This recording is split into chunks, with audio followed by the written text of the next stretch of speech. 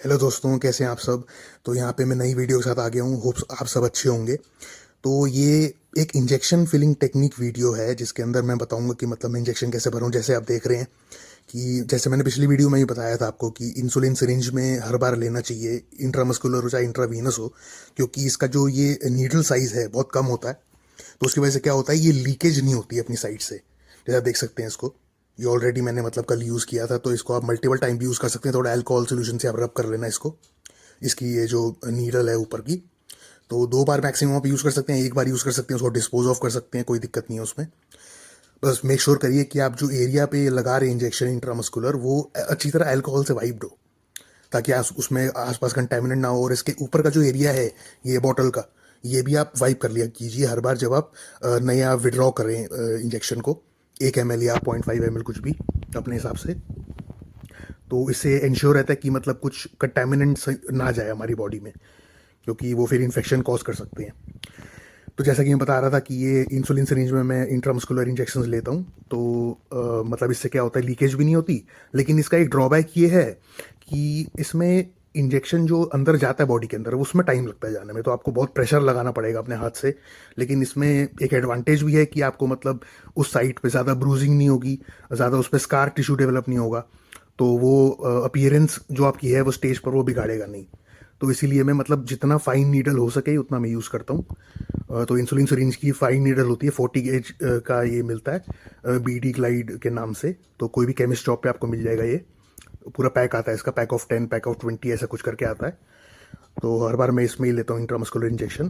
तो जैसे oil based है ये इंजेक्शंस मेरे, तो फिर या चाहे GH हो, GH तो मतलब कॉमनली, या इंसुलिन हो तो हम इंसुलिन सिरिंज में ही लेते हैं, वो तो उसमें कोई ऐसी वाली बात नहीं है। अब मैं आपको दिखाता हूँ कि मैं इसको पहले फिल कैसे करता हूँ और इसमें फिर वापस डालता कैसे हूँ। तो ये है हमारी नॉर्मल सिरिंज जो हम यूज़ करते हैं, मतलब 2 ml की ये जो है। तो आपको कोई भी केमिस्ट शॉप पे आराम से मिल जाएगी। तो 2 ml की आप इसमें देख सकते हैं इसका नीडल साइज़ कितना मतलब बड़ा है। तो मतलब ये अगर आप अपने शोल्डर में लगा रहे हैं, या फिर उसको आप उसमें लगा रहे हैं, क्या कहते हैं, ग्लूट्स में लगा रहे हैं, या फिर कोई भी बॉडी पार्ट में लगा रहे हैं, तो फिर उससे ब्रूजिंग के चांस ज़्यादा हो जाते हैं। तो मेरे को ऐसे ही मतलब ब्रूजिंग हो रही थी पहले शोल्डर में भी, मतलब इंजेक्शन जब मैं लगाता था तो वहाँ पे साइड पे लीकेज भी हो जाती थी, इंजेक्शन बाहर भी निकल जाता था साइड से। तो उसकी भी टेक्निक्स होती हैं, ऐसी बात नहीं है कि मतलब इससे अच्छी तरह लग नहीं सकता, बहुत लोग लगाते भी होंगे। लेकिन मेरे को ज़्यादा मतलब बेटर लगा कि इंसुलिन सिरिंज से ही लगाया जाए। तो इसको सबसे पहले मैं क्या करता हूँ, सबसे पहले इसको मैं इसमें फिल कर लेता हूँ। जैसे कि आप देख सकते हैं इसको, ये मैंने ऊपर से क्लीन करा हुआ ऑलमोस्ट पहले ही।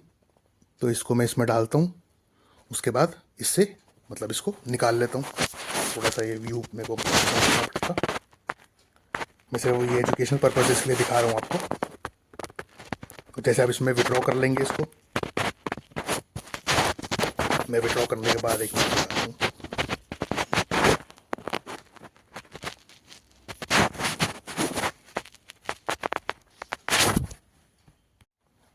हाँ, तो इसमें मैंने ये विड्रॉ कर लिया है जितना मुझे चाहिए था।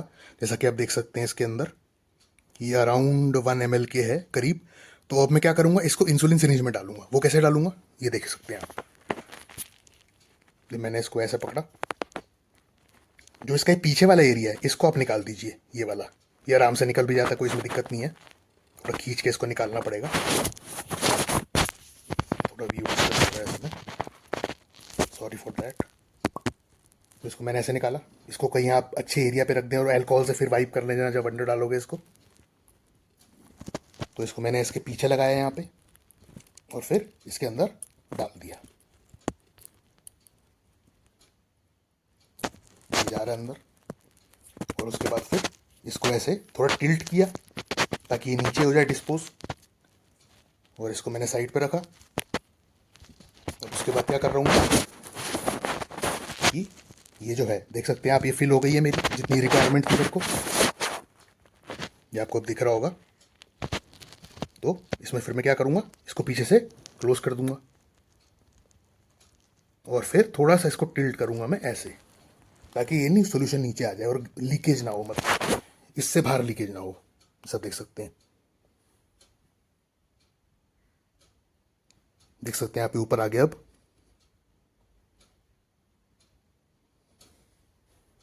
इसको मैंने ऐसे पकड़ा हुआ है और थोड़ा सा इसको आप ऊपर कर दीजिए ताकि ये प्रेशर चला जाए ऊपर। और फिर ये रेडी टू यूज़ हो गया। देख सकते हैं आप, मैंने ट्रांसफ़र कर दिया 2 ml की सिरिंज से इंसुलिन सिरिंज के अंदर जितना मुझे इंट्रामस्कुलर ऑयल बेस्ड वो इंजेक्शन चाहिए था यूज़ के लिए।